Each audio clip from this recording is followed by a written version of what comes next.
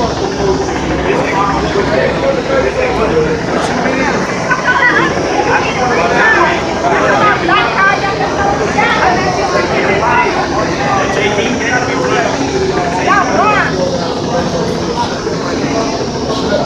need to leave our own shit.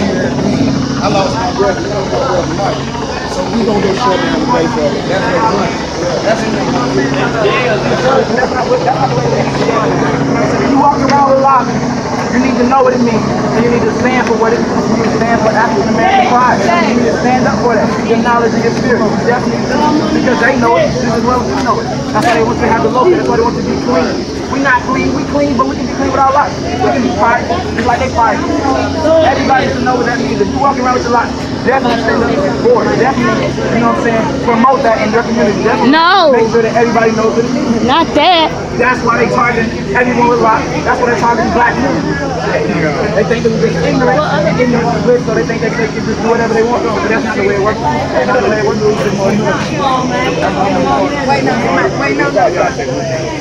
Our next step is to see if the governor, Pat McCrory, is going to send the Attorney General to Charlotte, North Carolina for this retrial that we are all looking for, that we are all hoping for. And this is just not a black crime, it's a white crime too.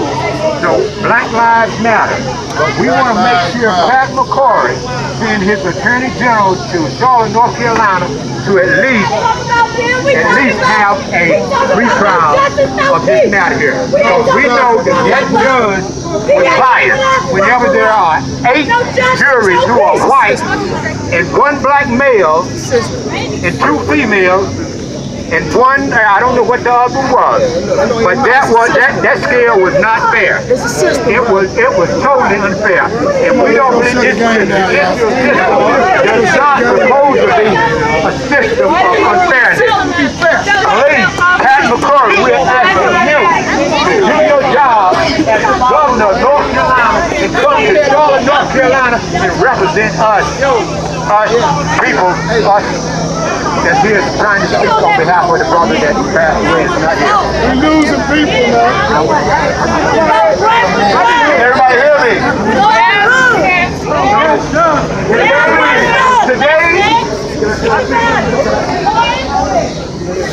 Today we have 2 recurring themes that are in my head today. And if any of you guys are students of the former civil rights movement, you have heard of Stokely Carmichael, right?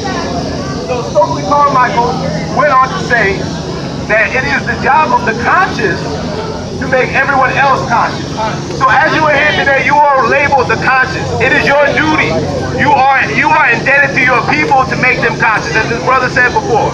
And he mentioned the dreadlocks and the brothers with their pants sagging, and that goes back to another civil rights leader that was slain, Malcolm X. Malcolm X went on to say that self-education, my brothers and sisters, self-education will be what gets us out of what we're in right now, this oppressive system.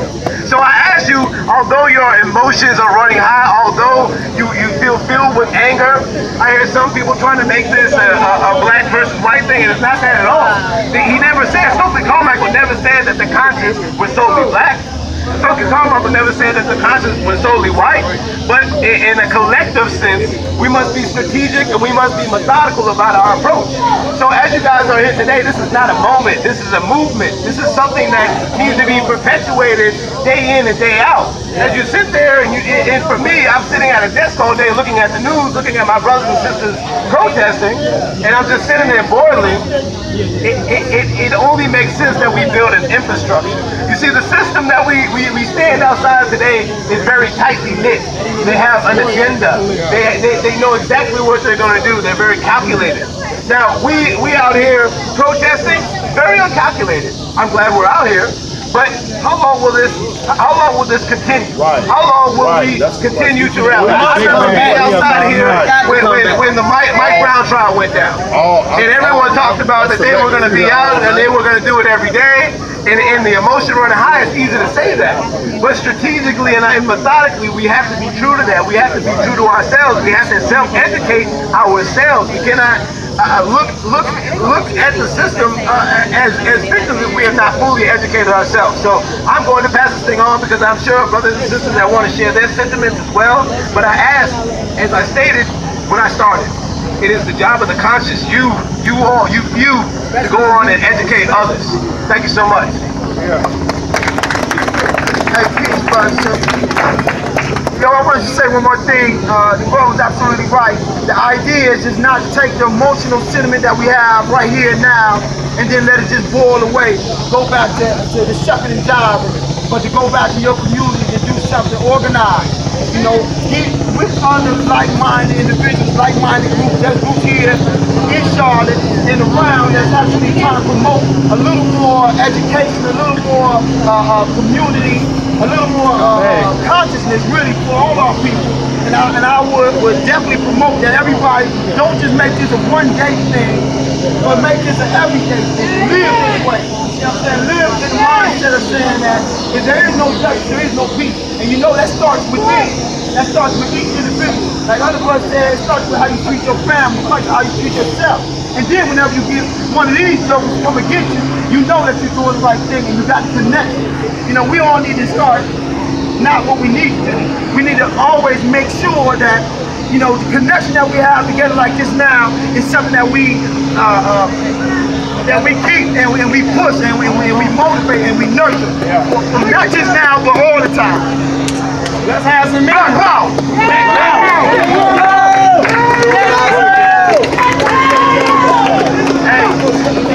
Hey, this is Brother Ali, and I just want y'all to know, I was in Ferguson, I was in Baltimore, I was in the LA riots, and I'm all over, so I want to commend y'all for what you do, but you got to be ready to stay on it.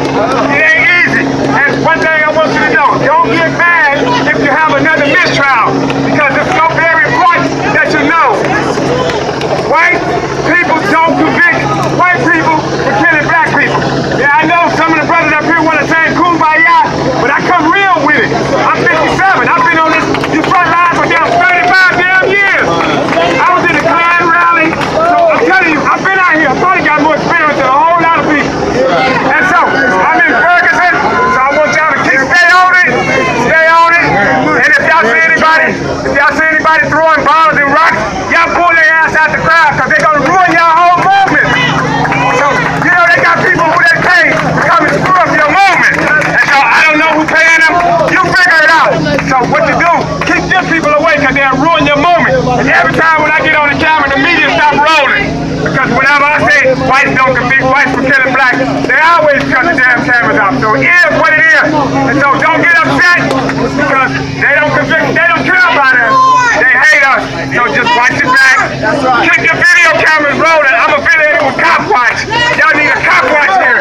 And I can put y'all down with a Cop Watch affiliation on a Ferguson. So watch your back because they out to get you.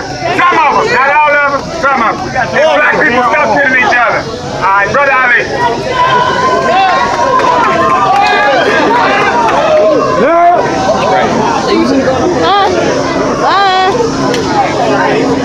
Excuse me, man.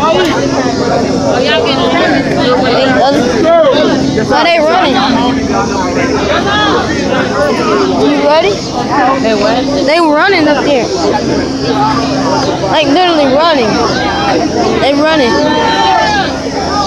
Come on.